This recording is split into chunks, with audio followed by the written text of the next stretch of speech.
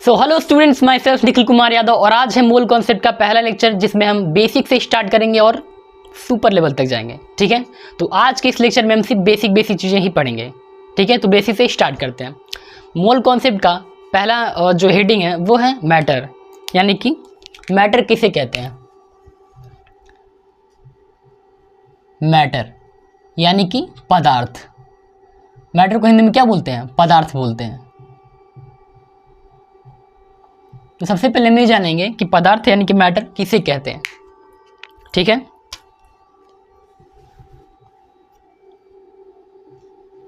Anything that have mass and occupied space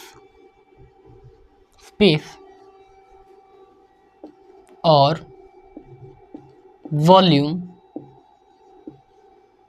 और shape and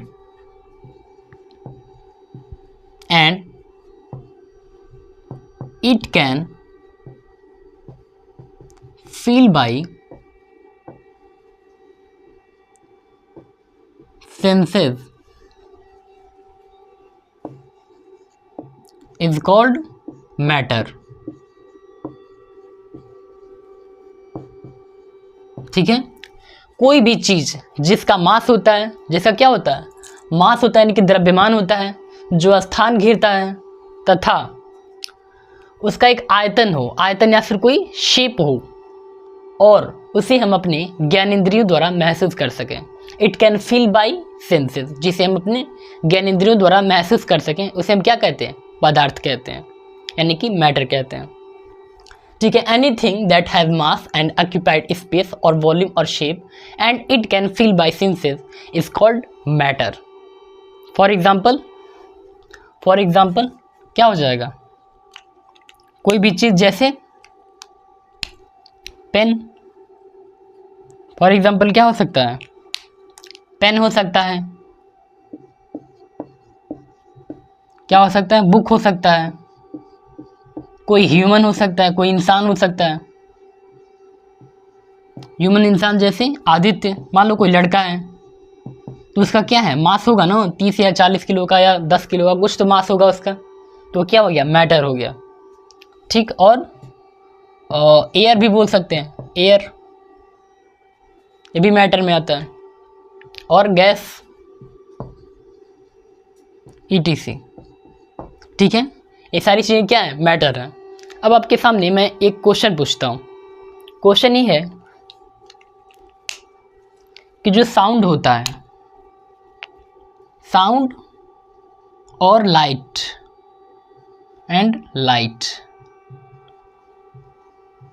ये क्या है?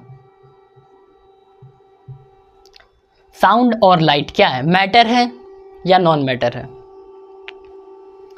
साउंड और लाइट मैटर है या नॉन मैटर है? ये बताइए आप। जो साउंड और लाइट होता है वो क्या होता है? नॉन मैटर होता है। क्या होता है? नॉन मैटर होता है। ठीक है, नॉन मैटर होता है। और क्या हो जाएगा? लव या फिर हैप्पीनेस, सैडनेस, ये जो फीलिंग्स हैं ये क्या है? ये भी नॉन मैटर है। फीलिंग्स भी नॉन मैटर होती हैं। ठीक है, तो इसे नोट कीजिए। इसके बाद हम पढ़ेंगे क्लासिफिकेशन ऑफ मैटर। ठीक है, पदार्थ का वर्गीकरण, पहले इसे नोट कीजिए।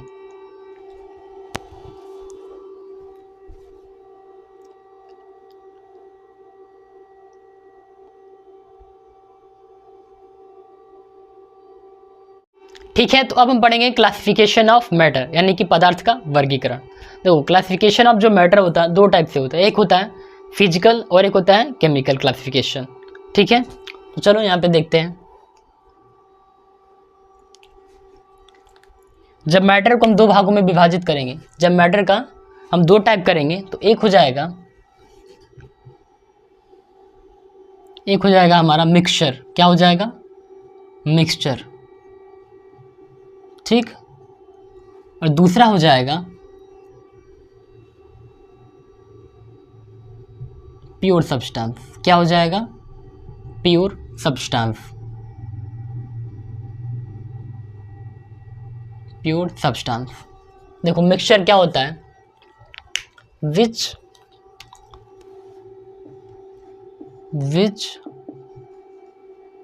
formed by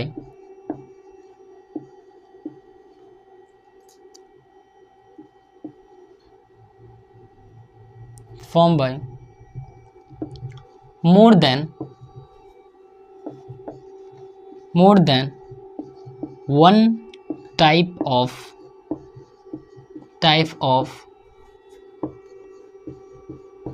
molecules और एटम।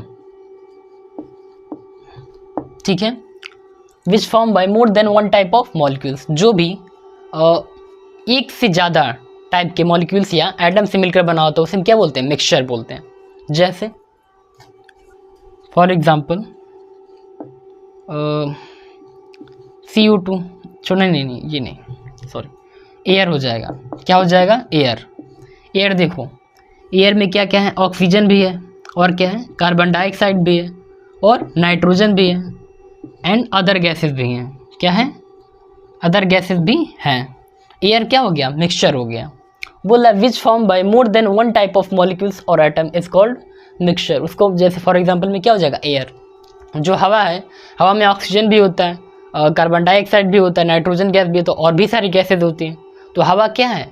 एयर क्या है? एक मिक्सचर है। ठीक है। नेक्स्ट हमारा pure substance.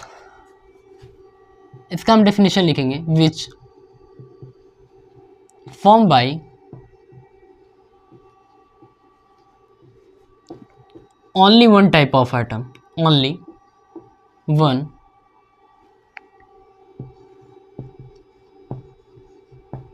type of molecules और एटम्स। ठीक है, उसको हम क्या बोलते हैं? प्योर सब्सटेंस बोलते हैं, जिसमें केवल एक मॉलिक्यूल या एटम एक ही टाइप के हों। जैसे हाइड्रोजन गैस हो गया।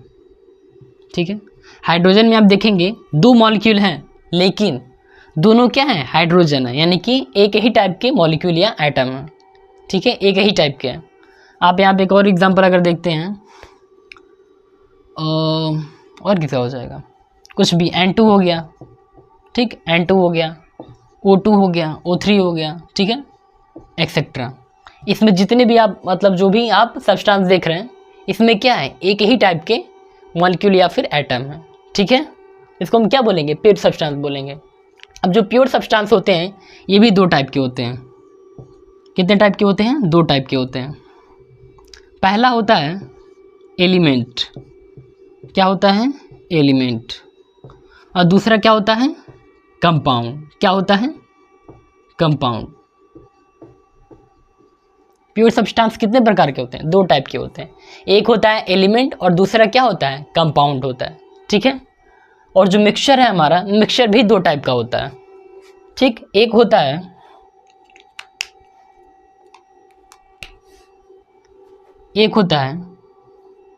Homogeneous mixture.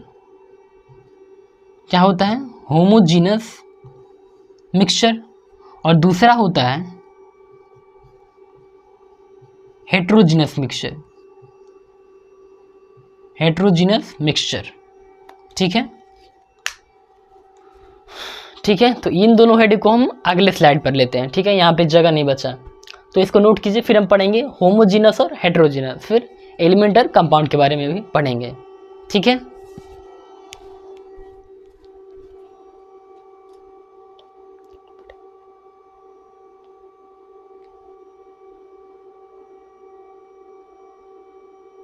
अब हम पढ़ेंगे होमोजीनस मिक्सचर और हेट्रोजीनस मिक्सचर। ठीक है, तो मैं हेडिंग डालता हूँ, homogeneous mixture.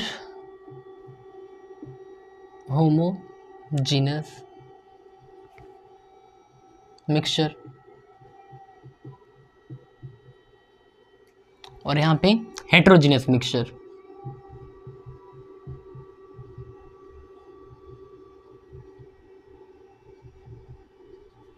Mixture.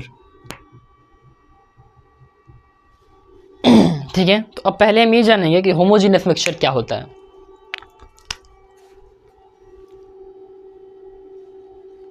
When solute is uniformly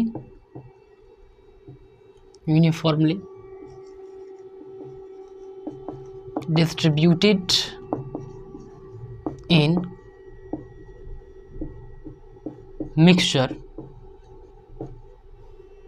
is called homogeneous mixture। ठीक है, फॉर एग्जाम्पल हो जाएगा शुगर प्लस वाटर या फिर सॉल्ट प्लस वाटर। ठीक है, अब इस बात को समझिए, होमोजेनियस मिक्सचर बोल रहा है कि when solute is uniformly distributed in mixture, यानी कि जब हम विलेय को मिक्सचर में डालते हैं तो उसके घटकों की सांद्रता सर्वत्र समान हो जाती है, उसे हम बोलते हैं समांगी मिश्रण, यानी कि होमोजेनियस मिक्सचर। ठीक है, हिंदी में बोलते हैं उसको समांगी मिश्रण, जब घटकों की सांद्रता क्या होती है, सर्वत्र समान होती है हर जगह। एग्जाम्पल है इसका शुगर प्लस वाटर। जब हम पानी में चीनी को डालते हैं और उसको बाद उसको हम जब घोल देते हैं तो क्या होता है, हमें दूर से देखने पर या पास से ही देखने पर चीनी उसमें दिखाई नहीं देता है। क्यों? क्योंकि चीनी पूरी तरह से उसमें घुल गया है, उसके घटकों की सांद्रता सर्वत्र समान हो चुकी है। एक बार और सुनिए, जब भी हम शुगर को वाटर में डालते हैं और उसे घोल देते हैं तो उसके सॉल्यूट जो होते हैं उसमें यूनिफॉर्मली डिस्ट्रीब्यूटेड हो जाते हैं।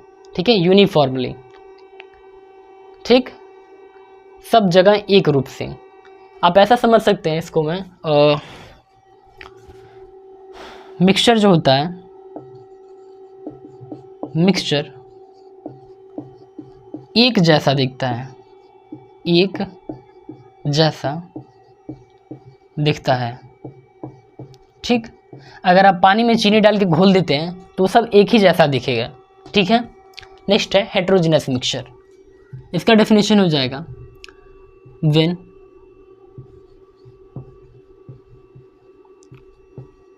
सॉल्यूट इज नॉन यूनिफॉर्मली या फिर is not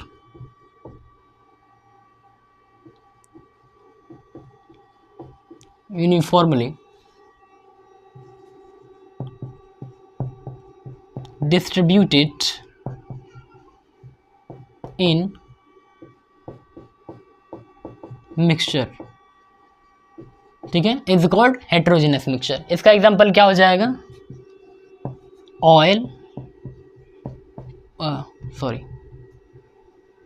oil plus water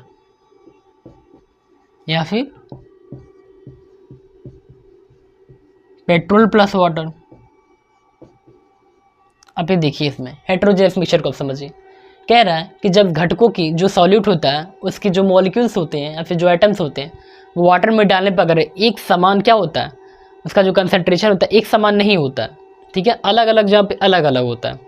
जब भी हम पानी में ऑयल को डालते हैं तो क्या होता है, ऑयल हमें साफ दिखाई देता है, क्लियर एकदम, क्या इसमें ऑयल डाला गया है। लेकिन अगर हम यही पानी में शुगर या सॉल्ट डाल देते हैं और डाल के उसे घोल देते हैं तो हमें आसानी से नहीं दिखाई देता है। लेकिन पेट्रोल डालने पर या फिर ऑयल डालने पर क्या होता है, हमें साफ दिखाई देता है। ठीक है, तो उसको हम क्या बोलेंगे, हेटेरोजेनस मिक्सचर बोलेंगे। क्या बोलेंगे, विषमांगी मिश्रण। इसको हिंदी में बोलते हैं विषमांगी मिश्रण। यही लिख दे रहा हूँ, विषमांगी मिश्रण। ठीक है, और इसको बोलते हैं समांगी मिश्रण।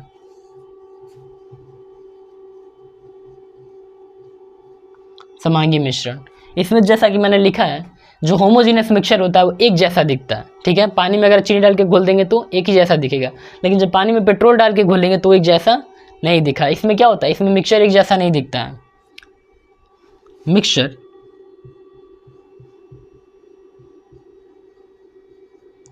एक जैसा नहीं दिखता है, नहीं दिखता है। ठीक है, इसे मिक्सचर एक जैसा नहीं दिखता है। सॉलिड और सॉल्वेंट दोनों अलग दिखाई देते हैं। आप दूर से मतलब उससे देख के ही बता सकते हैं कि हाँ इसमें ऑयल डाला गया है, फिर पेट्रोल डाला गया है, ठीक है, क्योंकि जो ऑयल के जो मॉलिक्यूल्स होते हैं वो पानी के ऊपर तैरने लगते हैं, उसमें मिल नहीं जाते हैं चीनी की तरह, ठीक है। नेक्स्ट हम पढ़ेंगे एलिमेंट और कंपाउंड, लेकिन जगह ही नहीं है, ठीक है, नोट करो इसे। इसके बाद हम पढ़ेंगे एलिमेंट और कंपाउंड।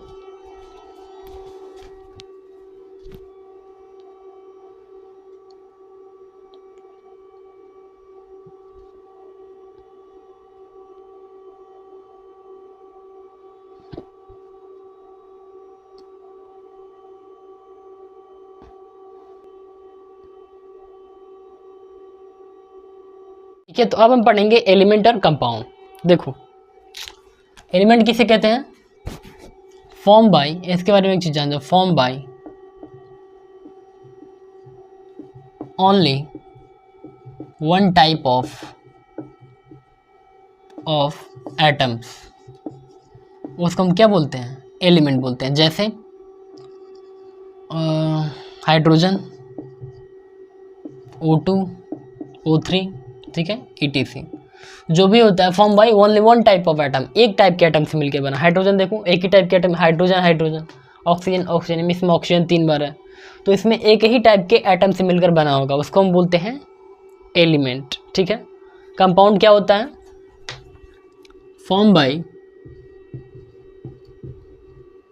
बाय या मेड अप बाय, ऐसे लिखते मेड बाय, ऐसे भी made by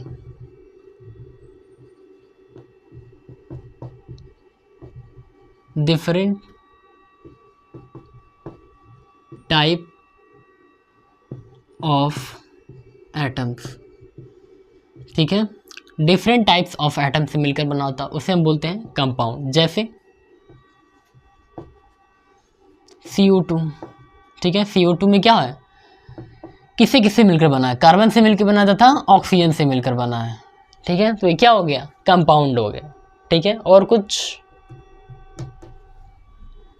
NaCl, Na plus Cl, दो चीज़ों से मिलकर बनाया ना, तो ये भी क्या हो गया? कंपाउंड में आ गया, ठीक है, ये कंपाउंड का एग्जांपल हो गया, और ये क्या हो गया? एलिमेंट का एग्जांपल हो गया, ठीक है। इसके बाद हम कुछ रूल्स पढ़ेंगे, जगह यही लिख लेते हैं, ठीक।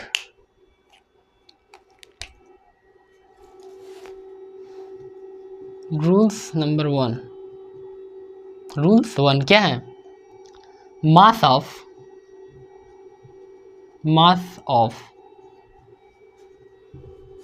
substance does not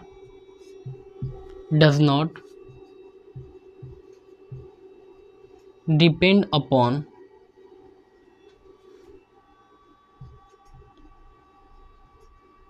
physical state of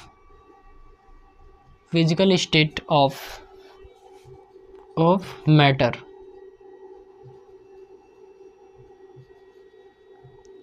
ठीक है।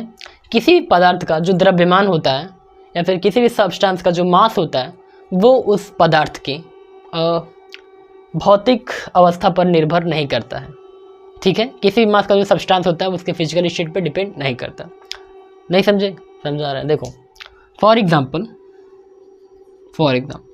अगर 10 ग्राम हम वाटर लेते हैं, क्या लेते हैं? वाटर, ठीक, पानी लिए हम लोग, उसे मापे हम लोग, पता चला 10 ग्राम है, फिर उसको फ्रिज में डाल के हम गर्म कर रहे हैं, ठीक है, फ्रिज में डाल के गर्म कर रहे हैं, सॉरी फ्रिज में डाल के ठंडा करते हैं यार, फ्रिज में डाल के ठंडा कर रहे हैं, उसका आइस बना रहे हैं, तो आइस बनने के बाद भी वो कितना रहेगा? 10 ग्राम ही रहेगा, ठीक है, कितना रहेगा? 10 ग्राम ही रहेगा, ठीक है। और जब हम उसको हीट करेंगे, उसका वेपर बनाएंगे, गैसेज स्टेज में से डालेंगे, तब भी वो 10 ग्राम ही रहेगा। कितना रहेगा? 10 ग्राम ही रहेगा वेपर। अगर उसे हीट करके उसका वेपर बनाते हैं, वाष्प बनाते हैं, उसका पानी को गर्म करके उसका भाप बनाते हैं, वो भी जो भाप होगा 10 ग्राम ही होगा, ठीक है। तो रूल क्या बोलता है हमारा? Mass of substance does not depend upon physical state of matter. जो पदार्थ का द्रव्यमान है वो उसके भौतिक अवस्था पर निर्भर नहीं करता। ठीक है, रूल्स नंबर सेकेंड लिखने की ज़रूरत तो नहीं है, बस लेकिन लिख देना। नंबर ऑफ मॉलिक्यूल्स, ये रूल नंबर सेकेंड है। नंबर ऑफ मॉलिक्यूल्स और एटम्स, यही सेम है। नंबर ऑफ मॉलिक्यूल्स और atoms does not depend upon physical state of matter. Physical state of matter, ठीक है। अगर 10 मॉलिक्यूल कोई चीज़ है, 10 मॉलिक्यूल, उसको हम अगर उसके गैसियस स्टेट में डालते हैं तभी 10 मॉलिक्यूल ही रहेगा। लिक्विड स्टेट में होगा तब भी 10 मॉलिक्यूल 10 मॉलिक्यूल्स ही होंगे। 10 मॉलिक्यूल्स अगर कोई सब्सटेंस है सॉलिड स्टेट में भी, अगर उसे सॉलिड स्टेट में रखते हैं तो भी 10 मॉलिक्यूल ही होगा।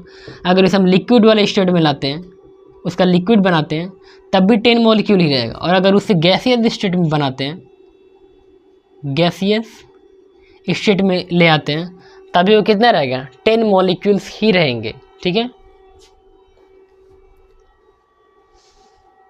तो रूल नंबर 1 2 भी डिस्कस हो गया। ठीक है, रूल नंबर 3 के लिए जगह नहीं है। ठीक है, तो इसे नोट करो, फिर हम चलते हैं अपने रूल नंबर 3 पे। ठीक है, नोट करो इसे।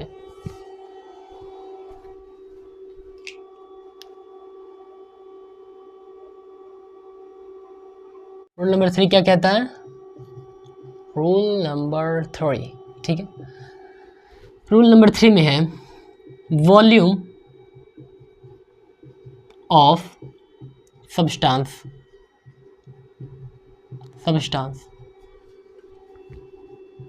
depend upon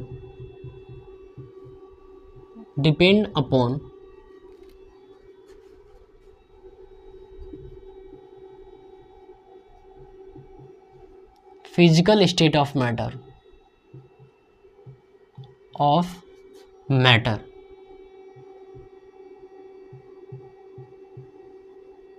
ठीक है, किसी भी पदार्थ का जो आयतन होता है वो उसके भौतिक अवस्था पर निर्भर करता है। ठीक है, हिंदी में समझा दिया, शुद्ध हिंदी में। ठीक है, जैसे पहले बताओ वॉल्यूम समझते हो क्या होता है? वॉल्यूम ऑफ सब्सटेंस, तो वॉल्यूम क्या होता है? देखो वॉल्यूम क्या होता है, कोई भी चीज़ कितना स्पेस ऑक्यूपाई कर रही है, कोई भी चीज़ जो है कितना स्थान घेरती है, वो इसका वॉल्यूम है। ठीक है, ये जो मार्कर है मेरे हाथ पे कितना स्थान घेरता है, कितना प्लेस ऑक्यूपाई करता है, कितना स्पेस, ये क्या है? उसका वॉल्यूम है। ठीक है, ये जो हमने बोर्ड लगाया है वो दीवार पर कितना स्पेस ऑक्यूपाई कर रहा है, कितना स्थान घेर रहा है, ये इस बोर्ड का क्या है? वॉल्यूम है। 2 मीटर 2 फुट 4 फुट 6 फुट कितना आखिर स्पेस ऑक्यूपाई किया है, वो इसका क्या है? वॉल्यूम है।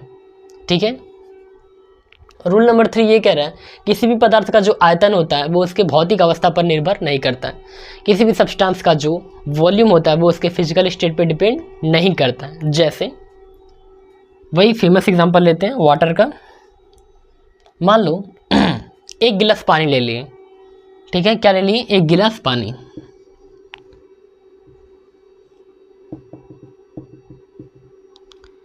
क्या है? वाटर है, लिक्विड स्टेट में। इसको अगर तुम नीचे गिरा दे तो क्या होगा? इसका जो वॉल्यूम, अभी तो इसका वॉल्यूम इतना है लिक्विड स्टेट में, इसको नीचे गिरा दो इसका वॉल्यूम कितना हो जाएगा? इस तरह चारों तरफ क्या हो जाएगा? फैल जाएगा। चारों तरफ क्या हो जाएगा? फैल जाएगा। तो वाटर का वॉल्यूम कितना हो गया? इतना हो गया। लेकिन अगर इसी पानी को उठाओ, ग्लास में डालो, इतना करो, ठीक है, और उसको हम क्या कहते हैं? फ्रिज में डाल के उसको आइस में कन्वर्ट कर देते हैं। फ्रिज में डाल के क्या बनते हैं? उसको बर्फ़ बना देते हैं। क्या बनाते हैं? उसको अगर हम बर्फ़ बना देते हैं, वाटर का जब हम आइस में कन्वर्ट कर देंगे तब उसका जो है वॉल्यूम कितना हो जाएगा? जब लिक्विड स्टेट में था तो उसका वॉल्यूम इतना था, जब बर्फ़ बना दी तो उसका वॉल्यूम इतना हो गया। ठीक है, उसका वॉल्यूम कितना हो गया? इतना हो गया। ठीक, अब इसी वॉल्यूम को, मतलब इसी बर्फ़ को अब बाहर निकालते हैं फ्रिज से।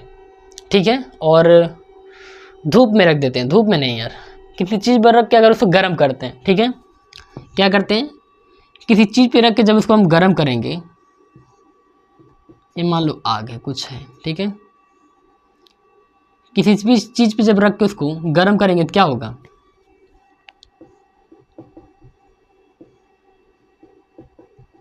ठीक है।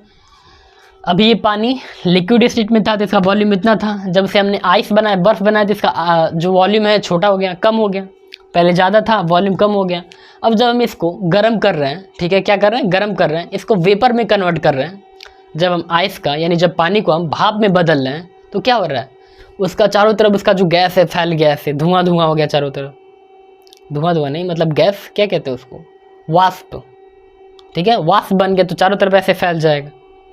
तो छोटा सा बर्फ़ था, इतना छोटा सा, और जब उसको गर्म किए वाष्प बना तो इतना ज़्यादा हो गया।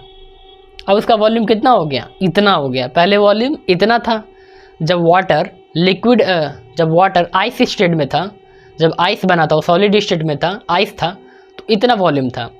वही उसका वॉल्यूम जो है सॉलिड स्टेट से जब उसको हम वेपर स्टेट में डालें, गैसेज स्टेट में, तो उसका वॉल्यूम इतना हो गया, ठीक है। इसका वॉल्यूम सबसे ज़्यादा किस में होता है,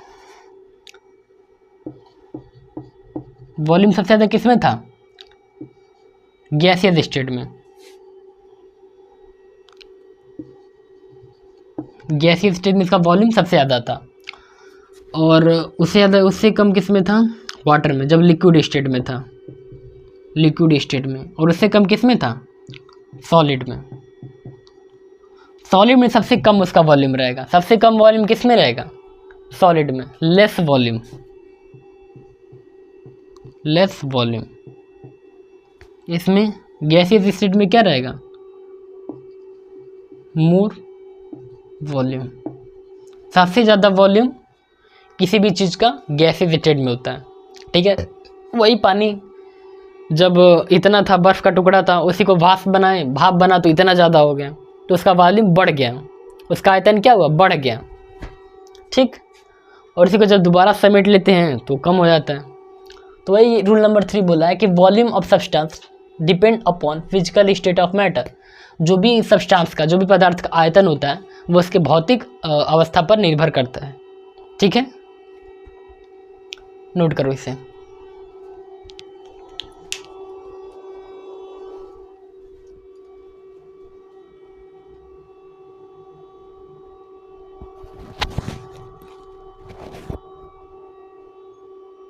ठीक है, तो आई होप आपको सब कुछ बहुत अच्छे समझ में आया। बाकी मिलते हैं नेक्स्ट लेक्चर में नए टॉपिक के साथ। तब तक के लिए थैंक यू। जो भी आपका अगर कोई डाउट हो तो आप कमेंट बॉक्स में लिख सकते हैं, ठीक है। मैं आपके डाउट को सॉल्व ज़रूर करूँगा, ठीक है।